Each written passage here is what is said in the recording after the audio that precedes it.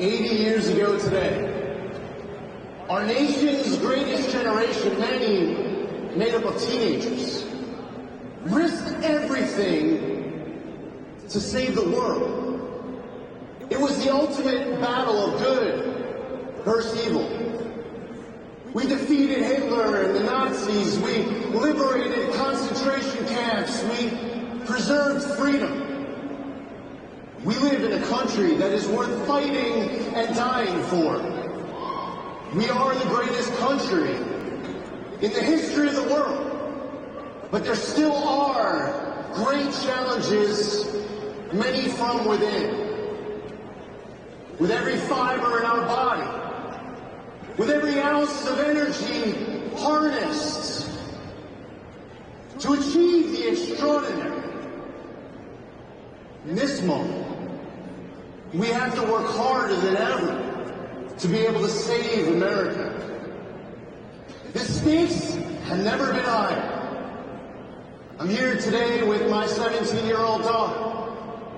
My wife Diane and I have identical twin girls, Michaela and Ariana. They were born in their second trimester. They weighed just 1.5 pounds.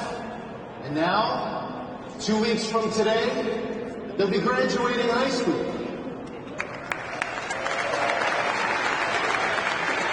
Protecting life and education and family is as personal as it gets.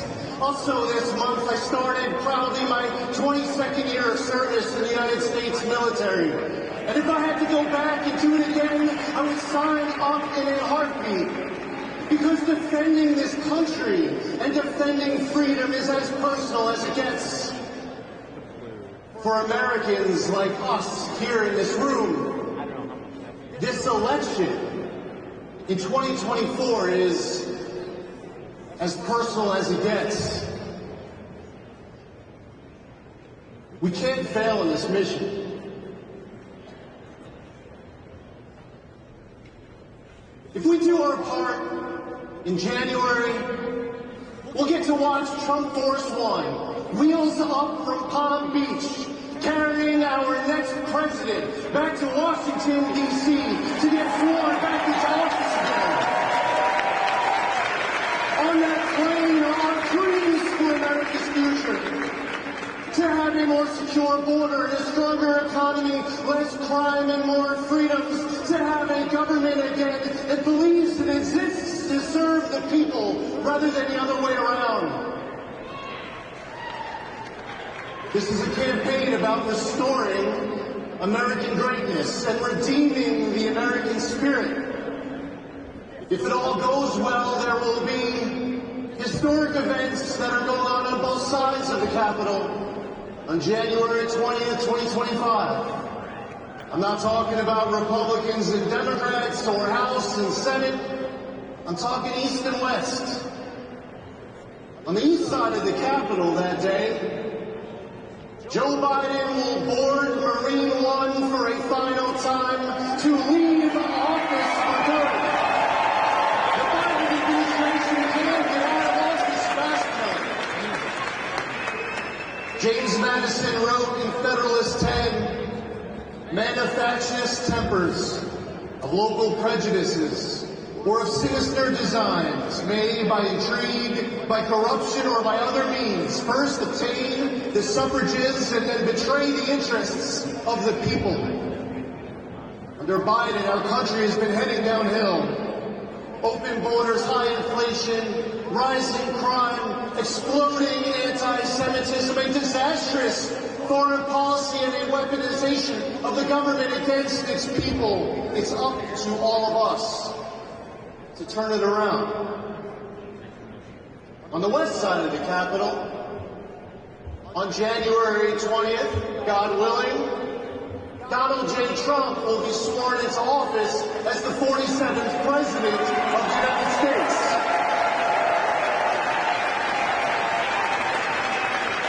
The Trump administration can't come back fast enough. James Madison also wrote in Federalist 39, "To ascertain the real character of the government, it may be considered in relation to the foundation on which it is to be established. to the sources from which its extraordinary powers are to be drawn, to the operation of those powers, to the extent of them, and to the authority by which future changes in the government are to be introduced. We are in a campaign to make our country the best version of itself. Unlike Democrats who are trying to change our country into being like some other country somewhere else, we just want to make America great again.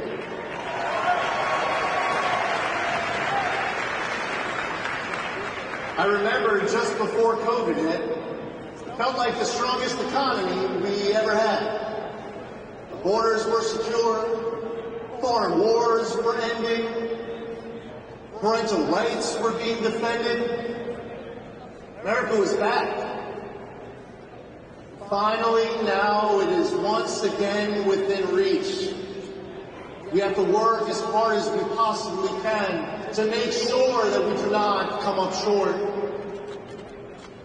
After 8 years in Congress, in 2022, I ran for governor in the blue state of New York, where New York is only 22% Republican, but we're able to get just under half the vote. And importantly, we were able to flip several House seats and end the one-party Democrat rule in Washington and get rid of Speaker Pelosi and Chairman Adam Schiff and Maxine Waters and Jeremy Nadler. There was so much that was going so wrong at the time in New York. The Democrats were prioritizing criminals over law-abiding citizens, passing laws like cashless bail, electing prosecutors who were refusing to prosecute. I said on day one, my first act after getting sworn into office would be to turn to the Manhattan District Attorney Alvin Bragg to let him know that he is being removed for his refusal to enforce the laws on the books. Raising taxes, crushing freedoms. We've seen disastrous one-party Democratic rule in Washington and inside state capitals and inside of blue cities. If there are two things to take away from my remarks here, I would share that one of the reasons why we did as well as we did wasn't by our campaign against everything that was wrong with the Democrats. In order for us to have that next level of movement and momentum to get Americans to open up their heart and have trust and faith in us, for them to know what they are investing in, and to provide their time and their energy, maybe as a longtime Democrat voter who has never voted Republican before, we need to tell them not just what we are against, but what we stand for as conservatives, what the America First movement means for them as Americans.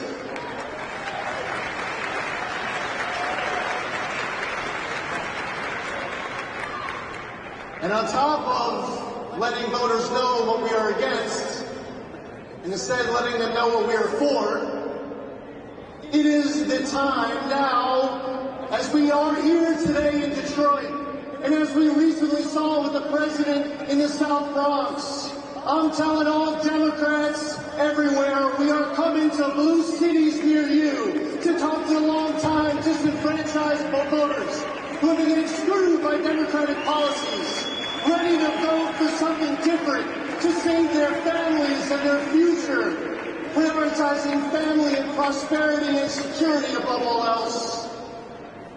We need to bring our message to the cities. President Trump, he's now polling better than ever than we've seen anyone do with black voters and Hispanic voters and Asian voters and others, longtime Democratic voters who have decided that they want to vote for President Trump for the first time in 2024. They too want to make America great again. Welcome to the Make America Great Again movement. I'm grateful to Turning Point Action, Charlie Kirk, for the invitation to be here. As chairman of the Pathway to 2025 project of America First Works, I've been working with Turning Point Action on this year's campaign. See, we all have to work together. We can't have everybody in their own individual foxholes firing in different directions. We've seen the left for a long time working together as one ecosystem while we fight amongst ourselves.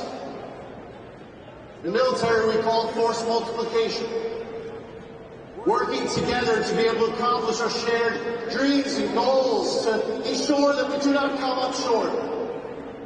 We need all of you to be out there knocking on doors, I'm sure you will, to sign up as poll walk workers, to donate $5 or $10 or make phone calls. We all need to be doing everything in our power, all day, every day, understanding that the stakes have never been higher, to ensure that we do not come up short. And if we win, and we better win, 80 years from now, Americans will be looking back at this time when we all faced great threats from within, combined with great threats from beyond, with an eroding border that is needed in order to have a nation at all, with an eroding rule of law which is needed for our country to have a backbone at all. Great patriots rose up in this moment to save the Republic. History calls on all of us to meet this moment and save our country. And on November 5th, we'll be on the victory when, standing on that stage once again, our 45th President of the United States gives a great victory speech, not for himself, but for us, for our future, for this flag, for our country, for our Constitution and our liberties. On to victory on January 20th, 2025, when this president gets sworn into office, and we will be on track to once again making America great again. Thank you for your fight. Thank you for being all in for America, for this flag, this country, our veterans, our military,